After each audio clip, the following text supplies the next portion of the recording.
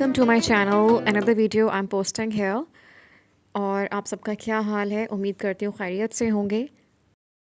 आज की वीडियो में हम बात करेंगे कुछ टाइम मैनेजमेंट की हवाले से कि टाइम मैनेजमेंट किस तरह से बेटर की जा सकती है, क्योंकि ये आई थिंक ख़वातीन का एक काम होता है जो कि उन्होंने बहुत सारे काम इकट्ठे करने होते हैं और मल्टीटास्किंग में कुछ काम रह जाते हैं और कुछ हो जाते हैं और शायद इतना आसान नहीं होता हर एक के लिए मैनेज करना। आई थिंक मेजॉरिटी जो है इस फेज़ में स्ट्रगल करती है एंड स्पेशली रमज़ान में तो it's already pretty much hectic, क्योंकि स्कूलिंग साथ में और फिर सुबह उठ के सहरी बनाना and too many things to handle in one day.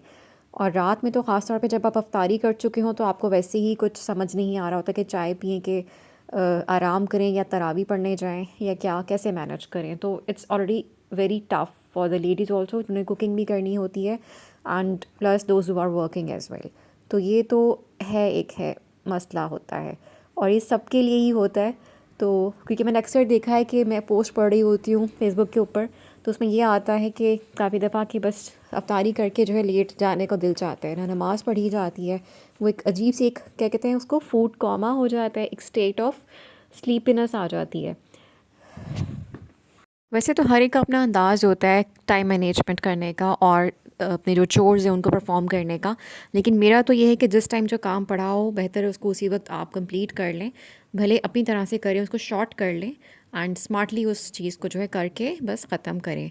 और हमारे घर में कोई डिश वॉशिंग का हिसाब इस तरह से नहीं कि सारे काम मैं ही कर रही होती हूँ, बर्तन मैं ही धो रही होती हूँ। मेरी फैमिली में हर बंदा तकरीबन जो है जिसकी डिश है वो वॉश करके रख देता है। तो इस तरह से जो है कि मुझे फिर काम का बर्डन फ़ील नहीं होता अफ्तारी के बाद भी ना। और हम लोग जो है हमारी जो फ्राइड आइटम्स होते हैं उन सब की एक ही डिश होती है और उसी में सब चीज़ें रख देते हैं, चाहे पकौड़े, समोसे, रोल्स, फ्राइज़ हों, वो एक बड़ी थाल में हम रख देते हैं। तो उससे ईज़िली वो सेट हो जाता है कि उसको धोना इतना कोई मसला नहीं होता डिश वॉशिंग का। तो इट्स जस्ट अ टिप कि कामों को थोड़ा क्लेवरली कर लिया जाए, वक्त से पहले कर लिया जाए तो वो इतना बर्डन नहीं लगते। और आपको पता है कि आपने जब अज़ान के बाद अफ्तारी के बाद जो है आपने फिर से कुकिंग का होता है कि बच्चों ने खाना खाना होता है या कुछ ऐसा होता है कि काम पेंडिंग पड़े होते हैं, तो आप अपने बिफ़ोर हैंड कामों को थोड़ा बहुत प्लान करके चलें तो दे आर डन ईज़िली।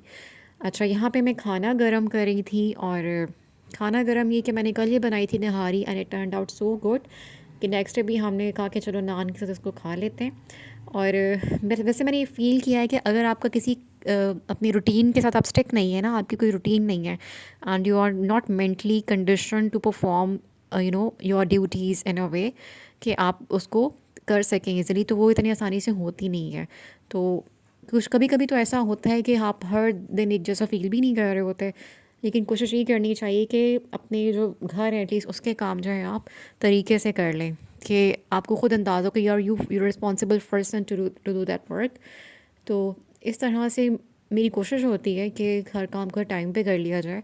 अच्छा, एक अंदाज़ा मैंने ये भी लगाया कि अगर आपको जैसे एक काम को करते हुए बहुत ज़्यादा टाइम हो जाता है ना, फिर वो आपकी बॉडी उस तरह से उस काम को एज अ वर्क नहीं लेती, एज अ चोर उसको ट्रीट नहीं करती। वो एक तरह की कंडीशनिंग हो जाती है and you are so used to of doing that stuff ना।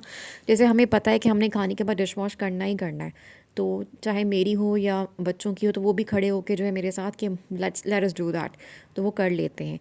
तो आई थिंक बच्चे वही करते हैं जो पेरेंट्स को करता हुआ देखते हैं। अभी तक मेरी ऑब्जर्वेशन यही है about bringing up the kids. तो इस तरह से तो अपने काम को आसान बनाने का एक ये तरीका हो सकता है कि काम को उसके टाइम पे किया जाए। एंड आपने जैसे रमज़ान में तो अब है कि हमें कुरान भी पढ़ना होता है, और तो उसके लिए भी आपको फोकस चाहिए होता है and you better finish your things before hand.